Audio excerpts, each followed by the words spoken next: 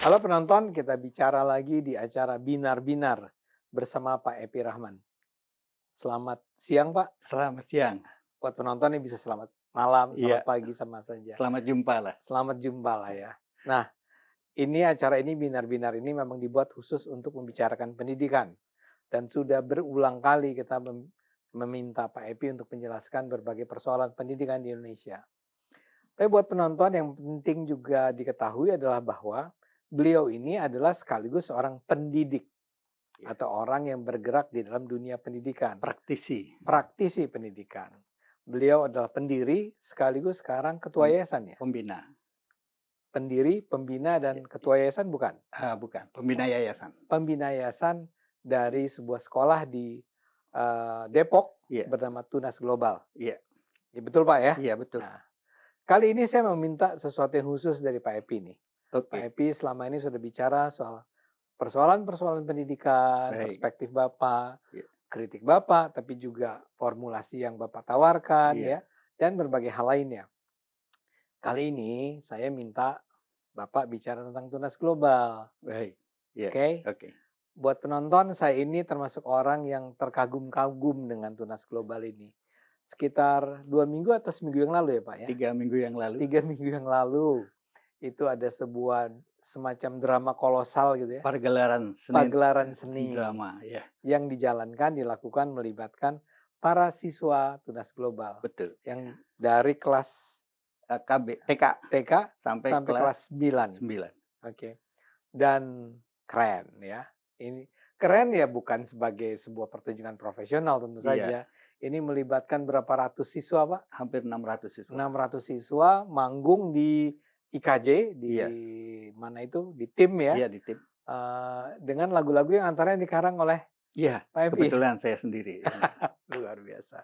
Tapi saya nggak mau bicara tentang pagelaran dulu lah. Iya, Nanti mungkin teman-teman editor bisa sajikan nih cuplikan-cuplikan video di sana. baik. Iya,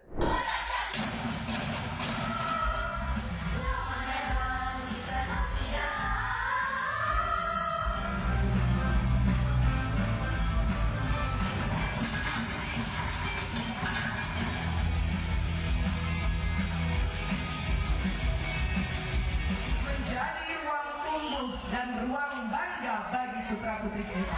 iya, Tapi kita bicara tentang pendidikan di sana, iya, iya, Pak Epi.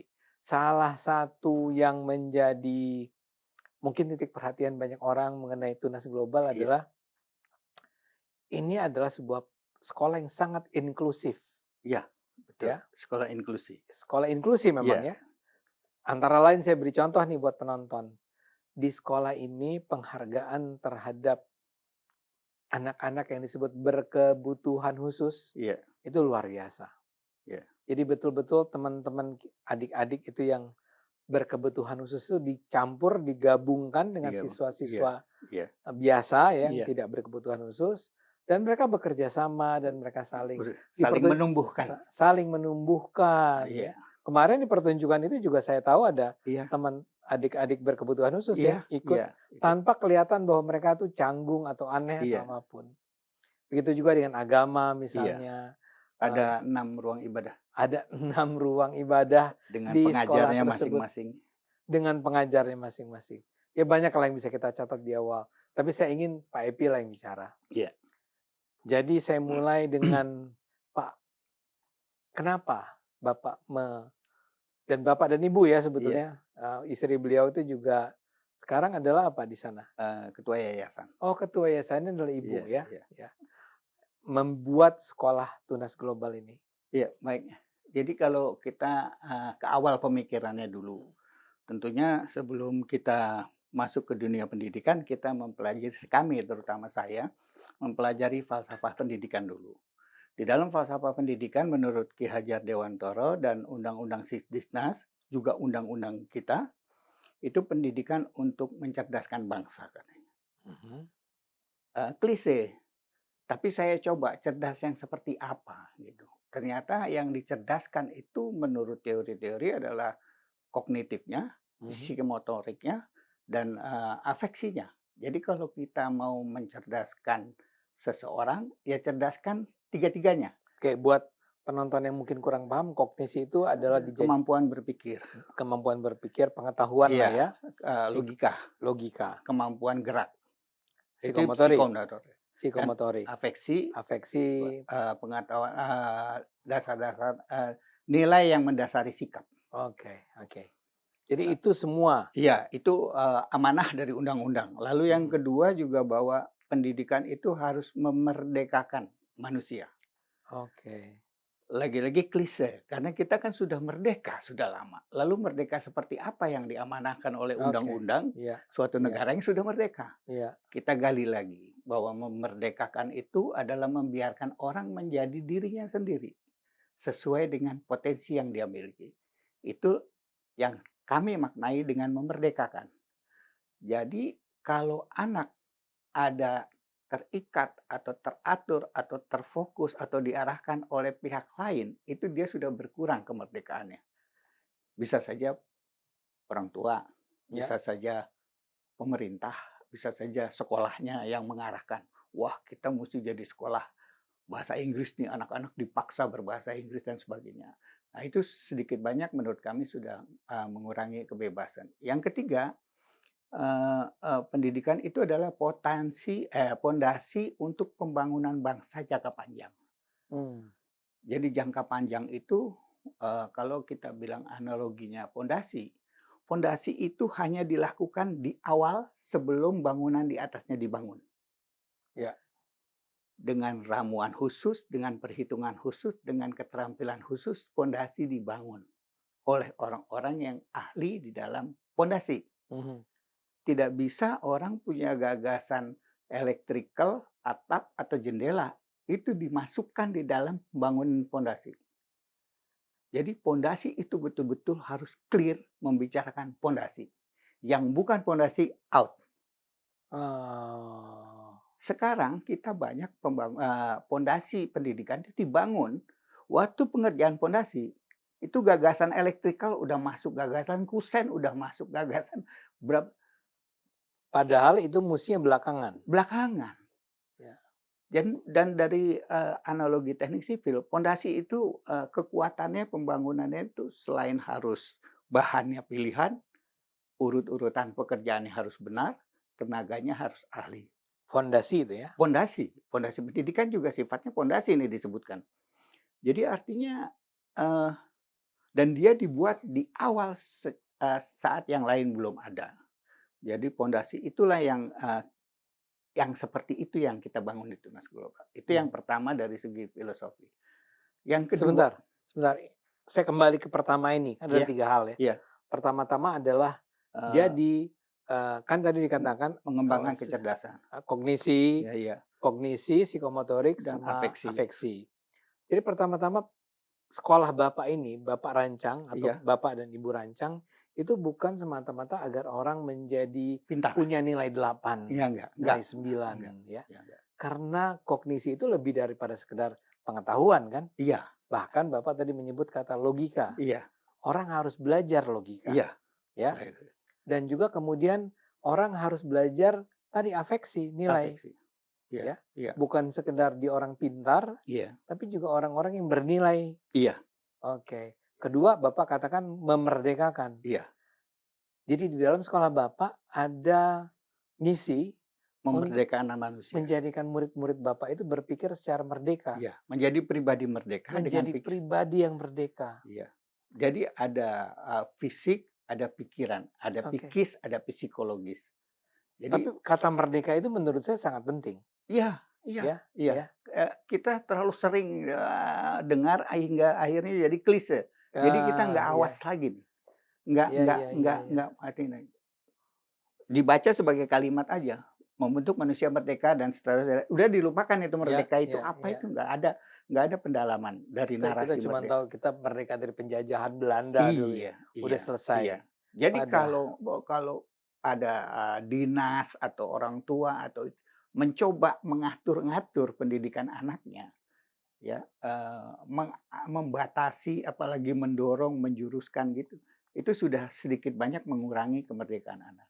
oke, oke. Jadi Pak Ade cerita, "Katanya saya sebetulnya pengen jadi dokter, akhirnya jadi ini, saya pengen Iya, jadi ini." Ya itu, iya. eee, pada saat orang tuanya sudah nggak ada, anak itu menyesalnya seumur hidup itu. Oke, oke. Saya tidak pernah pengen jadi dokter, Iya, Pak. Saya dulu sebetulnya pengen jadi guru, gitu ya, pengen jadi guru kan. malah belakangan akhirnya jadi lulus.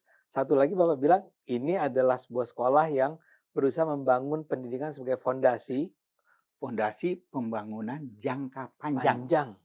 Itu kalimatnya harus utuh. Ya, bukan Jadi cuma fondasi ya, bukan cuma fondasi pondasi, pembangunan pembangunan jangka jangka panjang. panjang. Jadi ada nafas yang panjang, ada visi yang panjang.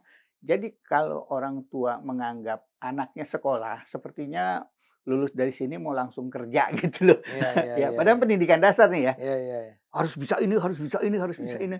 Seolah-olah dia lulus dari pendidikan dasar terus besok ngelamar terus jadi bos apa segala macam gitu. Masih panjang. Ini kita kita kalau di teknik sipil itu perkuatan pondasi itu cuma 28 hari. Dari sekian tahun pembangunan gedung.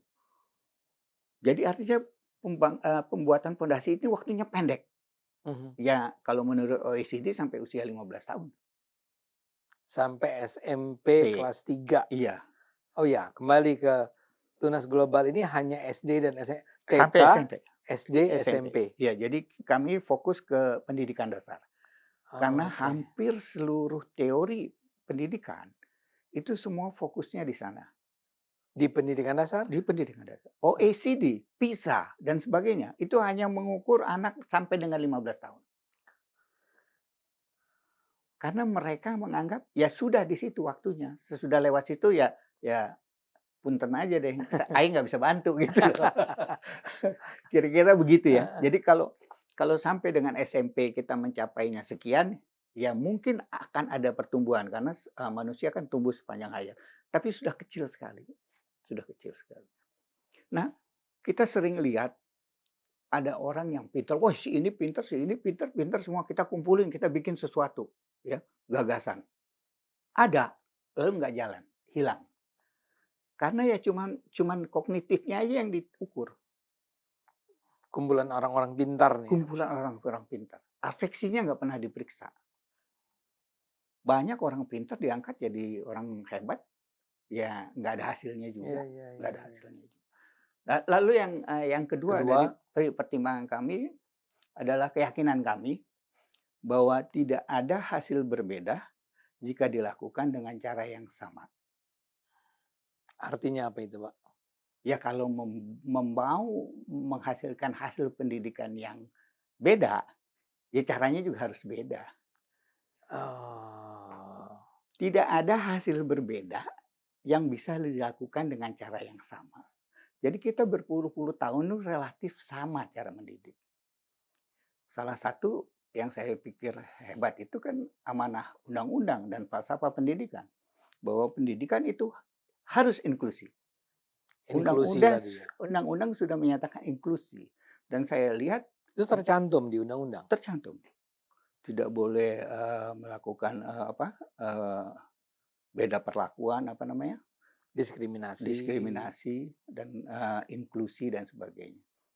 Dan saya lihat memang cara yang ada tuh inklusi relatif tidak utuh, tidak ada yang utuh. Nah, kami mau mencoba membangun sekolah inklusi yang utuh. Mhm. Tunas Global ini kami upayakan menjadi sekolah inklusi yang seutuhnya. Bahkan kalau boleh klaim, kami ini lebih inklusi daripada sekolah negeri. Oke, mungkin penonton agak bingung nih. Iya. Apa yang dimaksud misalnya Bapak memberi contoh, memberi pernyataan tadi menegaskan bahwa kami lebih inklusi daripada sekolah negeri. Oke. Itu artinya apa? Oke. Nanti dari tadi saya mau coba sampaikan dulu tantangannya. Oke. Tantangannya tuh ada yang teknis, bahwa kurikulum itu mengikat, pada saat kita pelajari dia berubah. Kurikulum menjadi tantangan. Yang kedua juga pengadaan tenaga pengajar tentunya. Ini klise ya, keluhan klise. Yang ketiga adalah generation gap. Di dalam pendidikan itu ada gap generasi antara siswa, guru, dan orang tua.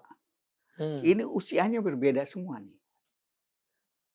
Visinya, pandangan dia tentang pendidikan, tentang komunikasi itu menjadi sulit. generation gap itu, jurang generasi itu menjadi hambatan dalam mendapatkan, komunikasi yang baik. Itu yang sifatnya teknis. Nah, yang non teknis itu adalah bahwa, eee, orang mempunyai pandangan tersendiri tentang artinya sukses sebuah pendidikan. Yang kedua adalah bahwa orang menyukai eksklusif daripada inklusi. Jadi kita masuk ke eksklusif itu memang, kita tahulah pemisahan atau, eee, ya memisahkan segala sesuatu, mengkotak-kotakan itu udah tradisi hidup kita, katanya untuk kemudahan. Jadi buku disusun bersama buku, sepatu disusun bersama sepatu, pakaian disimpan bersama pakaian. Nah, habit seperti ini juga diterapkan dalam manusia. Mmm. Yang sejenis dikumpulkan dengan yang sejenis, baik gendernya, keyakinannya, ekonominya, dan sebagainya itu dikumpulkan sejenis. Keyakinan agamanya dan sebagainya, hobinya itu dikumpulkan dalam sejenis. Jadi, mereka berkumpul itu eksklusivitas itu berkumpul tujuannya tidak ada lain adalah kenyamanan.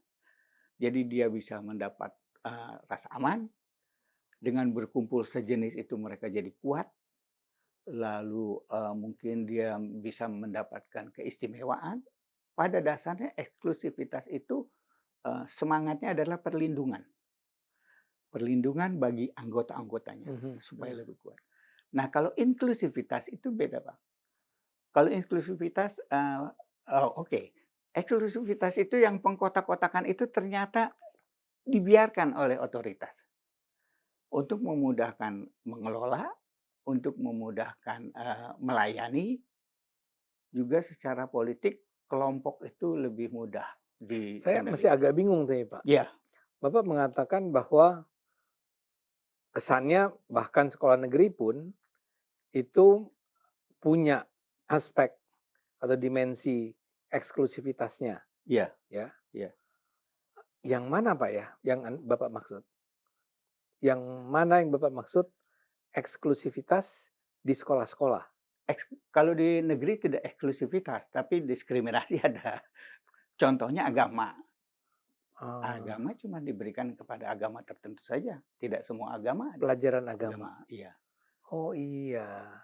Iya, Karena guru agama non-Islam misalnya ya, iya. itu either sedikit atau nggak ada sama sekali Agama ini yang diakui negara 6 Om, mustinya ya. 6. Jadi kalau satu ada gurunya, yang lain harus ada gurunya. Ada atau tidak ada muridnya, tetap harus ada, secara struktur dipersiapkan. Itu, bukan eksklusif, tapi diskriminatif. Tapi ada juga yang eksklusif, misalnya untuk suku-suku tertentu, untuk agama-agama tertentu, itu eksklusif. Ya sekolah swasta pun begitu ya. Iya, sekolah swasta kebanyakan yang eksklusif. Tapi jangan salah, swasta sama negeri itu 50-50. Malah di, TK itu swasta lebih banyak dari negeri. Jadi kalau kita bicara sekolah ya artinya bicara sekolah pada umumnya ini. Eksklusif gender juga ada Ada, atau bahkan iya, eksklusif kelas ekonomi. iya. Sekarang pemerintah bikin lagi sekolah eksklusif untuk rakyat. Saya nggak tahu sekolah rakyat. Sekolah rakyat. Iya ya. Hah? Ini kita belum lihat lah ya. Belum lihat Ya, ya, ya. belum tahu walau alam. Ada Jadi sekolah unggulan. Oke. iya. Kalau ada sekolah unggulan, klaim unggulan itu dasarnya apa? Apakah berarti yang lain selain dia itu tidak unggul? Iya. Hah? Kita duduk dulu Om. Gitu. Iya. Kita bandingkan mana yang unggul, unggul dari sisi mana gitu. Nah, hal-hal seperti itu yang menurut saya perlu diberi alternatif. Belum tentu salah, mungkin pada saat ini kan itu digemari kan karena belum ada alternatif. Kita mencoba alternatif sekolah inklusi. Oh ya, saya bahkan harus menyebut satu hal terkait Tunas Global. Eksklusif atau inklusif terkait yang tadi saya sebut di awal, Iya, kebutuhan khusus, iya, difabilitas ya iya, istilahnya, ya. iya. Jadi Ya, eksklusif untuk orang-orang non ABK, itu eksklusif non kebutuhan dan khusus. kebutuhan. Ya itu eksklusif jadinya. Iya, jadi eksklusif orang punten ya, eksklusif orang normal Iya iya iya. yang ada handicap tidak bisa masuk sini. Itu kan eksklusif. Iya iya iya iya iya. Ya, eee, karena ini memisahkan manusia ya, walaupun dampaknya tidak secara nyata terlihat, tapi perlu kehati-hatian karena itu berarti kan memang secara, semangat identitas itu kuat ya, tapi solidaritas itu lemah karena dia ruang-ruang diskusinya terbatas di lingkungannya sendiri. Iya. Akibat dari yang Eksklusif eksklusivitas itu tadi. tadi, iya, eksklusivitas tadi. Ada, Pak, satu murid baru itu terkagum-kagum, "Oh, Mah, ada orang Hindu di sekolahku." Bayangkan seorang anak kelas 3 SD baru tahu di dunia itu ada orang Hindu. Karena di kelas dia Di sekolah dia, di lingkungan dia, ini sekarang nggak pernah ketemu orang Hindu. Bayangkan, pasti pikiran anak ini terbatas. Dia tidak memasukkan si agama Hindu ini dalam pikiran logika dia, nggak ada itu. Nggak ada logika dia. Saya juga, terenyuh lihat itu, terenyuh. Nah, bagaimana dengan inklusif sekolah kami? Di sekolah kami itu, eee, Pancasila dan Bhinneka Tunggal Ika itu lebih tegak. Perbedaan itu ditemukan untuk dirangkai, bukan untuk dipisahkan. Yang banyak sekarang kita sering dengar, sisihkan perbedaan, kita rangkai persamaan. Terus terang di sekolah kami itu dibalik. menjadi Temukan perbedaan, lalu rangkai kerjasama. jadi bukan mencari kesamaannya ya. Enggak, sama sekali enggak ada. Buat apa saya ketemu sama Pak Ade kalau saya sama? Saya yang ada di Pak Ade ada di saya. Yang ada di saya ada di Pak Ade. Buat apa? Ya ya ya ya. Maksudnya buat apa tuh gunanya? Ya, Nilai tambahnya di mana? nilai tambahnya di mana? Ya. Iya. Saya tukang makan. Wah, Pak Ade tukang masak. Nah, ini cocok nih kita masak. Ah, Jadi di sekolah kami itu ada jargon berbunyi kita tidak sama, kita kerjasama. kita tidak sama, Kita kita kerjasama. kerjasama. Iya. Jadi justru bukan kita semua sama gitu. No, no, no. Bukan, karena memang tidak. Enggak. Enggak, memang itu bohong, enggak ada yang sama sebetulnya. Bohong, kalau kalimat gitu tuh bohong. Kasihan anak-anak dibohongin. Itulah inklusi ya. Itu inklusi. Jadi menguatkan humanitas, humanisme di dalam Ya. memanusiakan manusia karena fitrah kita kan memang beragam di dalam semesta ini. Jadi inklusivitas itu sebetulnya manusiawi sekaligus kodrati. Pada saat kita ada di suatu tempat yang manusiawi dan kodrati, ya seharusnya kita nyaman. Seharusnya kita nyaman. Enggak seperti orang bingung, enggak seperti orang tersingkir, terpisah gitu loh. Saya mau minta contoh nih, Hmm. ya Pak Epi ya. Dan mudah-mudahan ini membantu penonton juga untuk memahami. Jadi misalnya tadi ya, Bapak mengatakan ada 6 ruang ibadah. Iya. Ya. Iya. Jadi misalnya ada musolanya Ada atau musola, kemudian ada yang buat penganut Kristen, Katolik, Kristen Katolik sendiri-sendiri, sendiri-sendiri. bahkan sendiri-sendiri. Iya. Ada Hindunya, Ada Hindu, ada ada Buddha, Buddha, ada ada Konghucu. Konghucu. Iya. Nah, kalau yang misalnya saya Kristen sama Katolik, itu digunakannya kapan? Jadi kita hari ibadah itu Jumat. Hari ibadah namanya. Jumat, hari ibadah. Pas orang sholat Jumat gitu ya? Iya, yang lain pada masuk ruangannya ini gitu. Jadi ya biar bareng kan keluar dari kelas bareng. Oke. Kalau pelajaran agama ya sesuai jam pelajaran. Dan pelajaran agama di ruang-ruang ibadah itu? Iya, dibagi Oke. termasuk di split. Yang banyak di Muslim ya di kelas, terus yang ini ada pura. Yang Hindu di puranya ada classroom gitu kecil. Kira-kira 20. Pura itu Hindu ya? Hindu. Bapak kira-kira ingat nggak nih? Di Iya. sekolah Bapak ada berapa siswa Hindu? Belasan sekarang. Belasan. Iya. Nah, yang belasan ini kan di beberapa kelas ya Iya, berbeda. iya. Itu ketika hari Jumat, hari ibadah, itu bergabung. Iya. di tempatnya Oh, dia, iya. beribadah sendiri. Artinya 11 tuh ada yang masih kelas Iya gabung, 2, gabung ada yang gabung gabung gabung gabung. gabung. Jadi kalau, ke sana pas mereka lagi jam peribadahan Hindu, Pak Ade akan lihat anak pakai beras di sini, pakai wirawiri di sekolahan gitu. Oke, Dia baru selesai di sini pakai bunga, oke. langsung dia gabung sama temennya main gitu, dia baru pulang ibadah dan sebagainya. Itu ruangannya cukup besar, Pak? Iya, dan itu, eee kalau di masyarakat Hindu kalau saya nggak salah ya, itu tuh diupacarakan. Jadi itu pura resmi. Jadi secara struktur kepuraan itu dia ada. Wow. Jadi kalau lagi galungan ada segala macam ramai. Dan kalau hari Sabtu Minggu, itu umat sekitar Depok, itu beribadah di sekolah kami.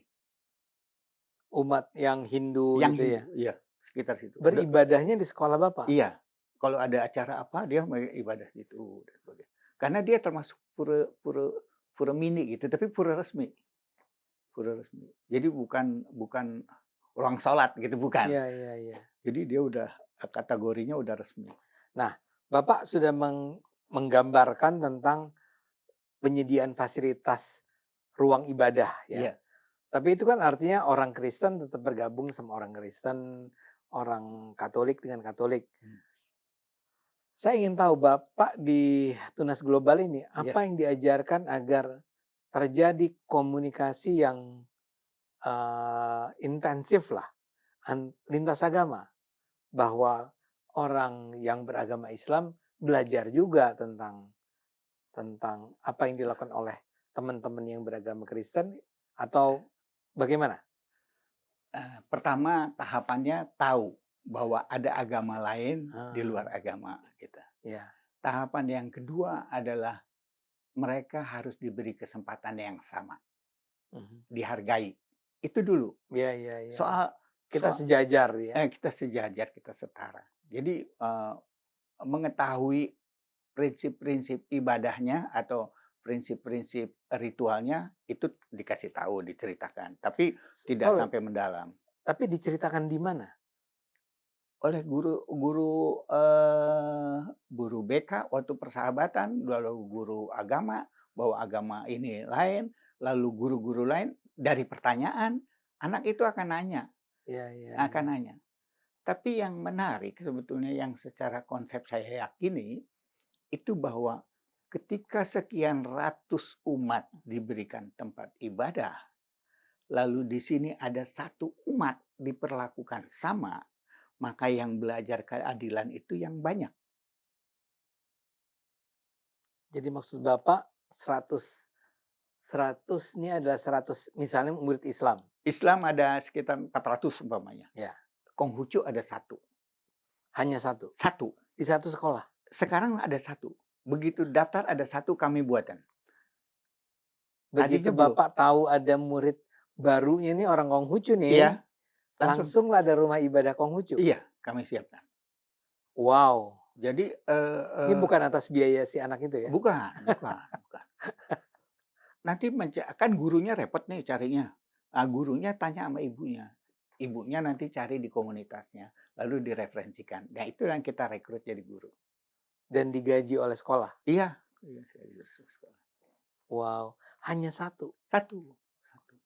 Tadi Hindu cuman 11 gitu, Iya, berapa belasan. Iya, belas. iya. Saya duga Buddha juga sekitar Iya, segitu kan? iya, yang, agak banyak, Kristen, Katolik, Kristen gitu, Katolik iya. tuh puluhan? Tapi Ya, tetap majority Muslim. Muslim. Dan, tentang belajar keadilan tadi atau belajar tentang toleransi, yang belajar itu yang banyak. Dia melihat sih ya. Dia melihat, oh, maksudnya buat dia itu jadi kebiasaan, memperlakukan yang sedikit itu setara itu buat dia jadi kebiasaan. Ya, ya, ya, Buat ya. dia menjadi kebiasaan, bahwa besar itu bukan berarti harus sewenang-wenang. Besar itu harus berbagi dengan yang sedikit. Itu kebiasaan, nggak usah diajarkan di papan tulis, ini besar, ini kecil, nggak Iya. usah. Dari praktek itu aja dia sudah tahu. Dari praktek-praktek seperti itu. Jadi bahwa, ya buat mereka biasa aja gitu. Dan yang sedikit pun tidak merasa diistimewakan, tapi yang jelas dia dimanusiakan. Ya, ya, ya. Nah, misalnya saja ini kan kita menjelang Natal nih. Iya. Kira-kira bahkan nggak sampai 2 minggu lagi ya. Iya, Itu di sekolah Bapak akan ada peribadahan iya, ada, peribadahan Natal ada. pada hari Nggak tahu panitianya, nanti dia nentuin. Bisa pas Natal, bisa sesudah tahun baru, bisa apa, tapi ada. dan murid-murid lain melihat. Melihat dan tahu persiapannya segala macam tahu. Kan, Oke. ruangan-ruangannya juga dihias dan sebagainya. Dihias Natal, Natal. iya, Natal. Wow. Kalau ada hari raya Hindu juga begitu? Iya iya, sama. Ya kita lihat aja kayak kita pergi ke Bali kan kita lihat mereka ini kan nggak benjol kepala kita kan nggak iya kan? Tidak merubah apa-apa gitu, Iya, menambah pengetahuan kan? iya. Pak, saya juga ingat cerita tentang Konghucu nih. Iya Kalau nggak salah tahun ini ya, saya juga melihat, saya tidak hadir langsung, tapi saya mendapatkan ada foto-foto ya, iya, perayaan apa, tahun baru, apa namanya, kalau teman-teman Tionghoa itu, Imlek, Imlek. iya Ada kalau tidak salah nih ya, iya ada perayaan Imlek di iya sekolah Bapak, iya, ada. dan itu Cuman melibatkan semua siswa. iya iya, ada, pemilihan koko cici. Pemilihan koko cici, tapi kalau ini harus teman-teman Tionghoa saja, atau enggak? Enggak, Semuanya semua? semuanya, gurunya juga pakai baju gurunya pakai ini kita kan, bukan sedang beribadah ya, Iya, iya. iya Oh ya, ini sorry, ini bukan Konghucu, ini iya tentang iya Tionghoa. iya, Imlek itu Tionghoa budaya ya? iya Budaya budaya Tionghoa ya? Tionghoa, tahun baruan, Tahun baruannya iya, Tionghoa. tahun baruan. Jadi, begitu.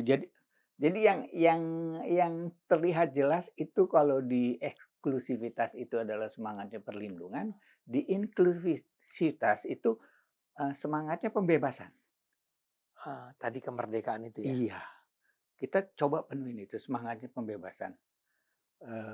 Dialog menjadi lebih luas, wawasan diskusi menjadi lebih luas, gitu kira-kira. Saya akan mengajukan pertanyaan agak Iya sensitif nih, Pak. iya. Ada yang protes nggak? Orang tua yang misalnya mengatakan, "Wah, anak saya jangan apa sih, diikut sertakan dalam kegiatan Oh, kegiatan semacam ini dong," gitu loh. enggak, Nggak ada? alhamdulillah nggak ada. Yang nangis banyak, terharu. Banyak bener terharu. Ini karena orang tuanya itu juga belajar ya? Ya karena mereka waktu masuk juga sudah dijelaskan atau mencari tahu, ini sekolah inklusi terus bedanya apa sama sekolah Mmm. gitu. Bahkan, apa, terus ditanya, "Agamanya bagaimana di sini?" Gitu. Pelajaran Mmm. agamanya kan sampaikan, pelajaran agama itu kan udah ada tuntunannya dari apa, Pemerintah? pemerintah kan. Iya, Nah, iya. kita memberikan sesuai itu dan melebihkan sesuai minat. Anak-anak yang senang baca Al-Quran, ya ada belajar baca Al-Quran.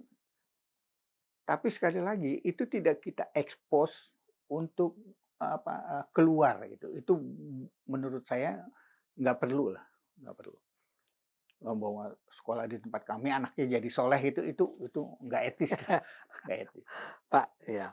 Ini satu lagi ya, tadi kan Bapak udah bicara tentang agama, bicara mengenai kaum minoritas. Iya Nah, terkait minoritas ini, iya bolehkah Bapak menjelaskan tentang bagaimana si prinsip inklusi ini dilakukan untuk menangani atau mendidik, siswa yang di dalamnya ada, kaum berkebutuhan khusus tadi? iya. Apa saja yang dilakukan?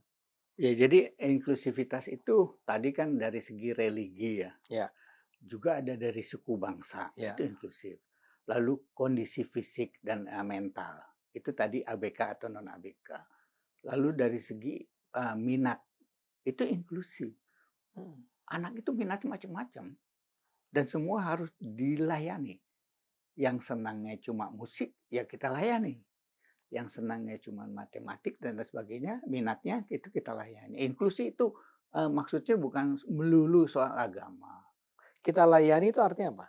Ya dikembangkan minatnya itu, diberikan fasilitasnya, distimulasi dan Misalnya dia sebagainya. suka musik Iya atau dia suka melukis, iya, maka dia akan mendapat apa? dapat, kesempatan untuk mengembangkan diri Misalnya di luar jam sekolah, di dalam jam sekolah dan di luar jam sekolah. bahkan di dalam jam sekolah. Iya, kita ada ruang musik, ada grup band. Grup band itu banyak dari mulai cimit-cimit dan sebagainya. Di kantin kami itu ada open mic, apa Oh iya, manggung ya. manggung. Itu Siapa aja boleh manggung di situ. Mau stand up, mau ngeband, mau apa. Dan lucunya itu dari anak kelas 1 itu udah bertiga nyanyi. Karena kalau manggung itu dapat voucher makan gratis dari kantinnya. Itu apa, membuka kesempatan ya bagi siapa aja yang minat untuk tampil dan sebagainya. Dan, di kantin itu kalau ada yang anak berkebutuhan khusus nyanyi terus naik-naik ke atas meja, ya temannya applause semua, Ah, "Keren keren." sebelum masuk ke difabel, saya Hmm. cuma pengen tahu tadi itu berhasil melahirkan ini enggak, apa, artis-artis yang, eee Nah nah ini, jadi, apa namanya, menstimulasi iya, kognitif itu, alurnya sangat banyak. Dari berkesenian, dari segi, emosi dan tapi pada akhirnya sih emosi ceritanya. Jadi, membuat bahagia. iya. Konon ada teori yang menyatakan bahwa stimulasi musik itu bisa kecerdasan anak. Jadi, nanti kita lihat hasilnya di penghujung. Kalau saya mau cerita hasilnya, anak yang begitu kata orang tua di Tunas Global mah bukannya susah disuruh datang, susah disuruh pulang anak. Mamanya kasihan, nungguin, "Ayo Nungguin dong pulang, entar mah, ayo dong pulang." dia dia betah di sekolah. Iya, di sekolah. Nah, itu kan sebetulnya sekolah yang asik, nyaman, fun buat anak-anak gitu. Itu pasti akademisnya payah gitu kan. Hmm, Faktanya enggak. enggak, faktanya enggak. Kami sekolah yang tidak pernah klaim tentang akademik. Kami itu juara berturut-turut nih tahun ini aja di UI sama ITB Olimpiade Sains Internasional. Dan itu tidak melalui drilling. Banyak sekolah meng-drill anak setahun untuk ikut lomba. Ini tidak. Oh ini ada Ikut lomba, aja. ada lomba nih siapa yang minat ini Heeh. terus persiapan 2-3 bulan terus langsung. Kenapa? Kemarin di BSD ada pameran sains antar perguruan tinggi. Murid kami SMP ikut satu-satunya SMP pameran sains di sana dan diterima oleh panitia. Dia Seorang menang nih atau seorang sekelompok atau satu orang perorangan, satu orang? perorangan. Karena kita riset dan penelitian itu ada terus tuh, anak SMP itu ada. Jadi yang ikut itu kemarin dia penelitian dia tentang jalur rempah di Indonesia. Jadi dia membuat buku, membuat ini tentang jalur rempah dan hebatnya rempah-rempah Indonesia. Dan dia bikin sistem informasinya yang ini. Dia bikin siapa? Anak SMP? SMP. SMP. Ada juga yang bikin yogurt dari susu kambing, dari apa segala macam gitu. Oke, itu dilihat dari sisi saya nggak Pendekatan mau bilang itu ini ya, bukan sisi prestasi, tapi bahwa, itu s hasilnya, ujungnya, hasilnya, ya. ujungnya. Tapi sekarang kembali, Iya, menurut saya soal difabel itu perlu Bapak beri penjelasan lebih. oke. How do they how do you treat them? Oke. Pertama gini, anak berkebutuhan khusus, sekolah menerima anak berkebutuhan khusus tuh umumnya bukan nggak mau, tapi umumnya tidak mampu. Tidak mampu. Di mana tidak mampunya, tenaga pengajarnya tidak siap. Karena anak ini perlu kurikulum khusus dan perlakuan khusus. Oke, Mmm, itu ya yang pertama. Lalu yang kedua, dari segi sosial, anak seperti ini kadang dipandang sebagai gangguan oleh teman-temannya. Jadi ya ya ya ya. kalau satu anak itu terganggu dan dia pulang cerita sama mamahnya, merasa repot terganggu sama ini, mamahnya diam, 2-3 kali diam, 4 kali mamanya naik pitam juga, balik ke sekolah kan. Dia yang keluar atau anak saya yang keluar? Sekolah tidak bisa menjawab hal ini umumnya. Tapi di sekolah kami, dasarnya adalah respect dan friendly tadi kulturnya. Maka begitu dia datang, dia sudah disambut dengan baik oleh teman-temannya. Guru memperkenalkan, anak ini kenapa, ininya handicapnya apa, ini apa. Kita bantu siapa ini, semua nemenin. Sama aku aja dan sebagainya. Jadi kalau lihat kemarin ada pagelaran latihan 3 bulan itu ada anak ABK. Itu nggak didiemin di pojok sendirian gitu. Diajak kumpul, Iya, dihibur sama iya. teman-temannya. Terlihat itu. Dihibur, main lempar-lemparan bola, diladenin sama yang temennya. Ladenin dan sebagainya. Jadi tidak dianggap sebagai tadi gangguan ya buat teman-teman yang lain. Tidak sama sekali. Dan kami memandangnya itu potensi. Saya pernah cerita di edisi yang lalu tentang siapa namanya?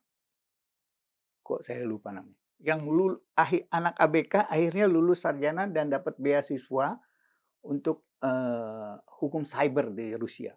Ini anak ABK. Kemarin datang lagi anak ABK ke sekolah. Mamanya sama papanya ini nemenin. Wah, bangganya luar biasa orang tuanya. Terharunya luar biasa. Sekarang anaknya itu jadi ahli animasi. Main musiknya keren. Lalu ada juga anak ABK yang jadi chef di hotel yang baik. Jadi anak ABK itu bisa hebat sekali. Nah, dengan penghargaan dan harapan seperti itu pada mereka, dan kita sampaikan dan ada bukti, ya tentunya kita bersemangat ya untuk melanjutkan. Bagaimana ceritanya murid-murid Bapak itu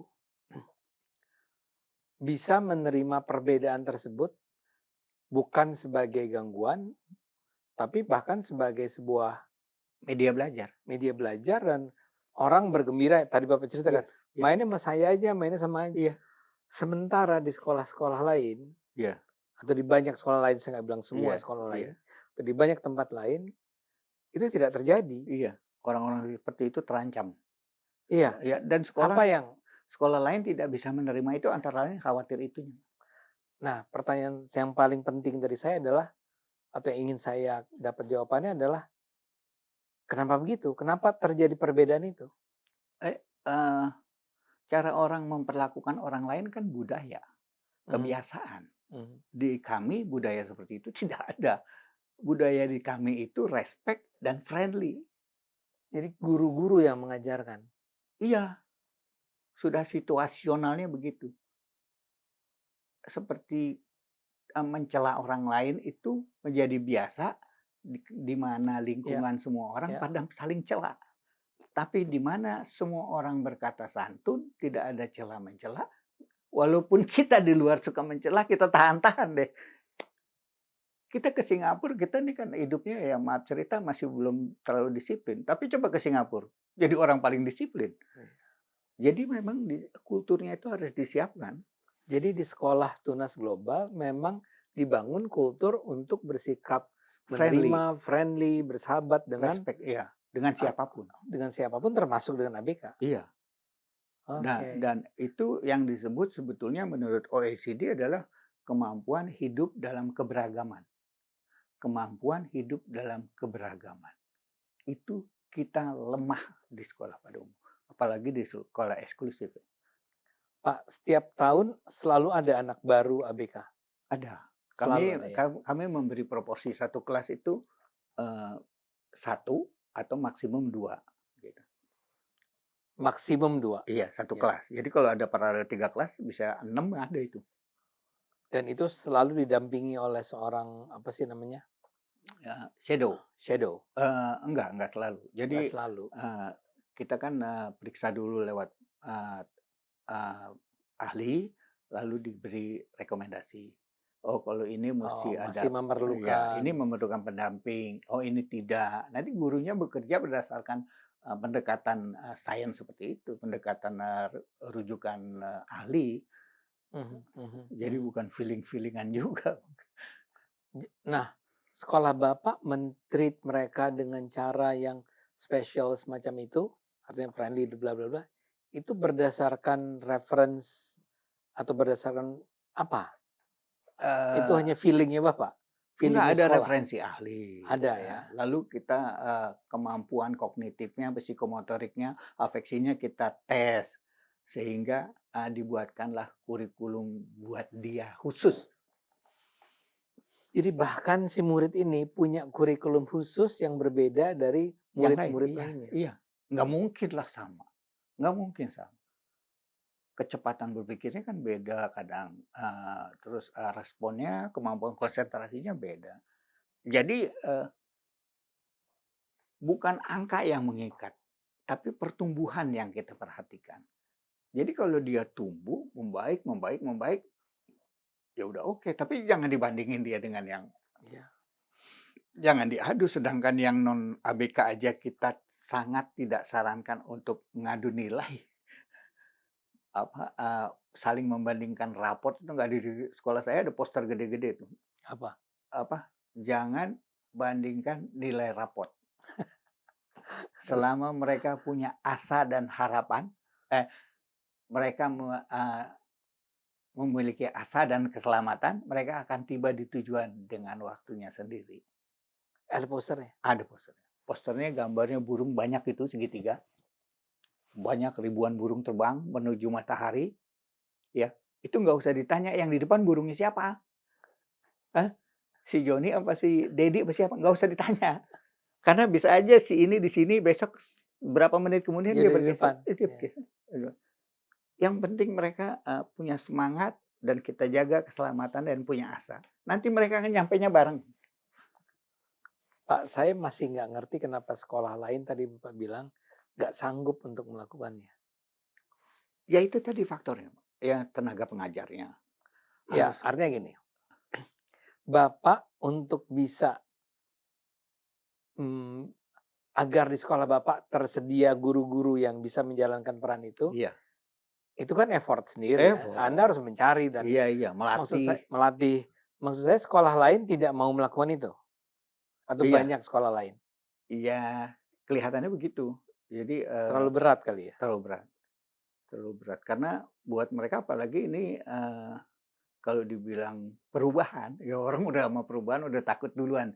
Kalau kita dari pertama ada, kita sudah inklusi, Sejak kali pertama berdiri. itu berdiri. Iya, bukan bukan, dalam perjalanan. Tahun berapa itu Pak? 2006, 20 tahun yang lalu. 20 tahun yang lalu itu dimulai. Iya, kalau bahasa Inggris nawaitunya udah begitu. Kalau gitu saya harus tanya ini, Mmm, kenapa Bapak melakukan ini? Bapak dan Ibu melakukan ini? Sementara tadi Bapak bilang, banyak sekolah menganggap ini terlalu berat untuk dijalankan. Tapi kenapa Anda melakukannya? ya itu tadi kalau kita lihat, eee, dari filosofi awal, lalu dari keyakinan kami untuk memberikan alternatif, yang namanya alternatif itu harus beda sama yang sudah ada. Kalau sekolah kayak begini jenisnya saya bikin sama lagi, dari mana alternatifnya? Alternatif itu harus berbeda sekecil apapun dari yang sudah ada. Nah, daripada bedanya kecil-kecil sekaliannya besar-besaran gitu ya. Tapi Bapak sendiri, kalau tidak salah, kan bukan seseorang yang datang dari latar belakang Pendidikan, pendidikan, iya, latar belakang akademis pendidikan ya. ya terlalu akademis. Ya, Bapak kan bukan. bukan.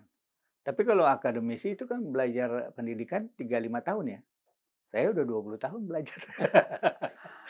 Cuman nggak dapat ijazah aja. Tapi Bapak ini kan adalah seorang, apa ya, sarjananya apa? Arsitek, Arsitek. ya. Kenapa Bapak memilih untuk mengembangkan sekolah bersama Ibu? Ya kebetulan istri saya itu minatnya di pendidikan. Dia bersama keluarga itu udah lebih dari mungkin 40 tahun. Oh, Tapi di keluarga itu adalah pendidikan kalau menurut saya sih konvensional lah, yang pada umumnya. Lalu Tapi cukup baik lah ya. baik, ya sekolah pada umumnya itu sebetulnya cukup baik gitu dengan Iya segala iya iya. lebih dan kurangnya. Iya. Lalu, eee, karena ingin mengembangkan atau, memperbaiki, bagaimana meningkatkan pendidikan itu kalau di usaha keluarga sulit dan itu kebetulan udah banyak sekolahnya. Jadi kalau dirubah itu, wah sosbudnya, repot lah. Jadi akhirnya saya bilang, "Kalau mau bikin aja yang beda, kita bikin sekolah inklusi." Lalu kita cari tempat, muncullah di Depok Dapatlah di Depok. ya. Dan sejak itu Bapak core bisnisnya adalah pendidikan Eee, i atau kor enggak? ya enggak lah, masih yang lain. Masih juga yang lain? Iya, Oh, masih ada usaha lain. Heeh, jadi tapi yang sana sampingan. yang lain itu. Iya, Jadi sampingan. yang core ini Ini ya, dong, iya benar. iya, yang 24 jam dipikirkan yang ini kira-kira. Luar biasa, Pak. Iya Pak, kita waktunya sudah iya iya mendekati iya. usai. Bapak apalagi yang adakah Bapak hal-hal yang ingin disampaikan sebagai penutup nih? Oh, baik, yang tentang, sukses. Hmm, Jadi, kebanyakan orang mengukur sukses, itu adalah dari sesuatu yang diukur dengan diperbandingkan. Nilai raport, akademik, lalu apalagi pangkat, jabatan, ya, gaji, dan sebagainya. Nah, ini adalah, nilai yang diperbandingkan jika tidak kami menyebutnya sebagai sukses sekunder, sukses nomor 2. ya, Kalau tidak ada sukses primer, maka sukses seperti ini itu kan mudah hilang, ya.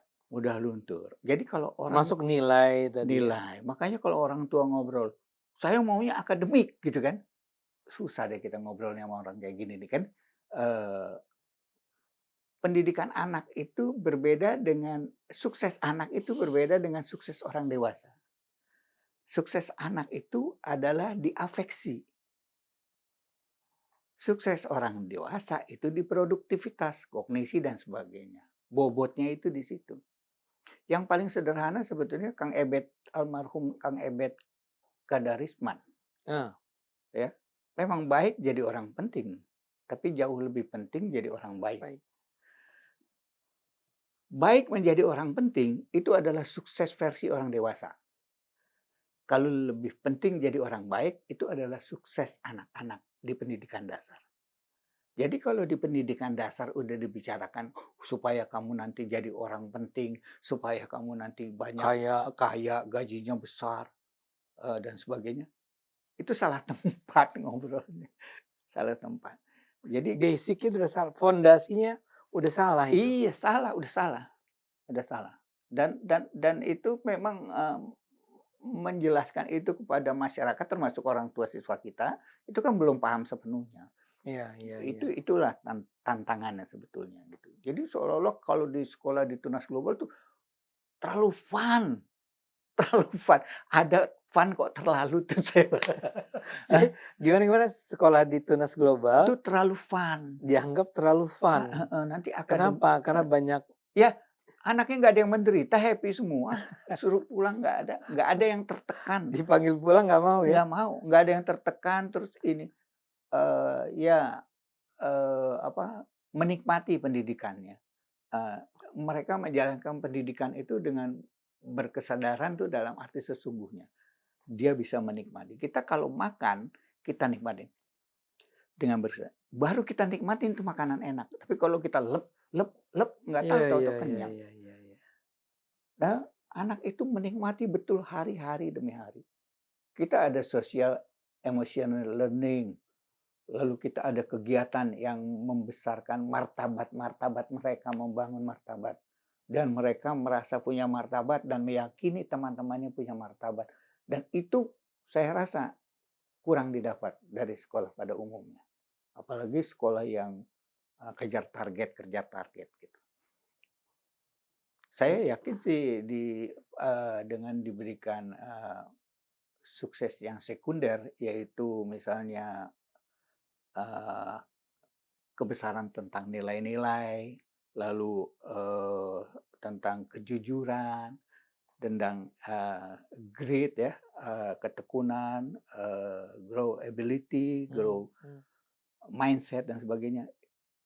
Itu lebih dari cukup. Kami sudah melihat sendiri. Jadi 20 Itulah sukses primer ya. itulah sukses primer. Kalau ada itu, maka sukses sekunder menjadi bernilai, Ya. jadi bermakna. Orang banyak melihat kalau analoginya buah dan akar. Orang senang lihat buah, Bang. Ya, Wah, betul. lihat buah. Nah, Betul. buahnya kuning-kuning, Manis. manis, banyak ini segala. Orang senang lihat buah, tapi orang tidak pernah berpikir tentang akar yang menghasilkan buah. Nah, pendidikan dasar itu membentuk akar. Nggak bisa kita ngobrol lagi treatment kasih vitamin untuk akar, menguatkan akar, medianya kita siapkan. Orang-orang pada ngobrol buah, gitu loh. Nanti buahnya, Kepengen buru-buru dapat iya, buah. iya. Nanti buahnya akan hasil sendiri kalau akarnya bagus, medianya bagus, dan buahnya pasti ranum, pasti. Karena ada dijamin oleh, kalau saya nggak salah namanya Julian siapa ya? Julian Rotter. Dia mengatakan bahwa apa yang di-drive dari dalam hasilnya akan baik daripada apa yang di-drive dari luar. Locus internal, locus eksternal. Jadi kebanyakan orang itu mendrive anak dari luar supaya jadi juara, supaya nilainya besar dan sebagainya. Kalau dia hanya berpikir seperti itu, waduh, kasihan hidupnya. Hidupnya dia ketakutan, takut tergeser, takut dilampaui, ya. Lalu cemas, iri dengki, senang lihat orang susah, susah lihat orang senang. Nah, itu kalau suksesnya yang didorong adalah sukses yang dirangsang oleh luar. Dan dia hidupnya pasti tidak berdampak. Ya. Pasti tidak berdampak. Karena apa yang dicapai itu bukan demi orang lain, tapi demi dirinya. Gitu kira-kira. Iya. Luar biasa nih, Pak. Seandainya saya masih punya anak yang di pendidikan dasar, Iya. pasti saya ingin sekali dia sekolah di sana. Iya. Kalau main juga lihat anak-anak senang. Iya. Saya pernah ke sana, saya pernah melihat bagaimana ceria, gembiranya mereka, Iya. dan friendly-nya dan beraninya mereka. Iya. Tiba-tiba mengajak saya bicara gitu ya, Iya. di perpustakaan. Iya. Oh, cerita perpustakaan, Pak. Saya bawa data nih. Dengan apa yang kita sampaikan bahwa perlu literasi. Kami punya anak sejumlah 20 itu membaca 30 judul buku per tahun. 30 anak. 20 itu apa? 20 anak. Oke. Apa itu hasil 20 anak tuh dipilih dari mana? Bukan dipilih, kan Apa itu? direkod berapa banyak buku yang dibaca. Oh iya. Jadi ada 20 anak membaca 30 buku lebih. Ada 19 anak membaca 40 judul buku lebih. Ada 9 anak membaca 50 judul buku setahun. Ya. Ada yang membaca 60 judul buku per tahun. Ada yang membaca 165 buku per tahun. Berapa orang itu? Dua orang. Kelas 5 dan kelas 6. Jadi dari gabungan ini 42 siswa yang dapat bintang, nih kita beri penghargaan. 40 anak ini membaca 2.200 buku per tahun. Sementara kami masih juga mengeluh tentang betapa anak-anak kami ini tidak lagi membaca buku. Iya, artinya membaca buku ini kan bisa mendorong dia rasa ingin tahu. Atau didorong dari rasa ingin tahu. Ada dalam kurikulum nasional itu disebutkan, bimbing anak-anak belajar supaya muncul rasa ingin tahu. Kami percayanya, bimbing anak-anak rasa ingin tahunya supaya mereka mau belajar. Kebalik ya? Kebalik. Sangat kebalik. Iya. Jadi dan buku memang membuka itu. Iya. Iya. Jadi agak memang ada beberapa perbedaan yang bertentangan dengan pendidikan umumnya. Kalau masyarakat umumnya mengejar nilai, kami membangun nilai gitu. Jadi itulah prinsip kalau mau tahu sekolah kami, Pak.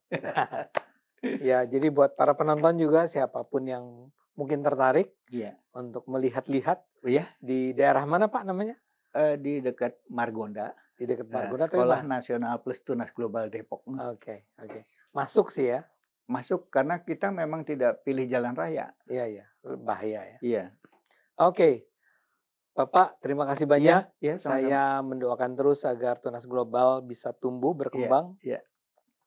Alangkah baiknya seandainya Tunas Global tidak hanya di satu tempat, tapi di banyak tempat lainnya. Iya, mudah-mudahan.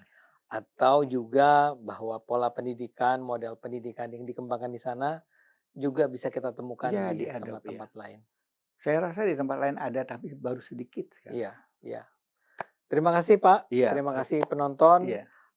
Saksikan terus percakapan-percakapan kami dengan Pak Epi dan juga narasumber lain mengenai masalah-masalah di Indonesia. Terima kasih Pak Epi. Iya, sama-sama.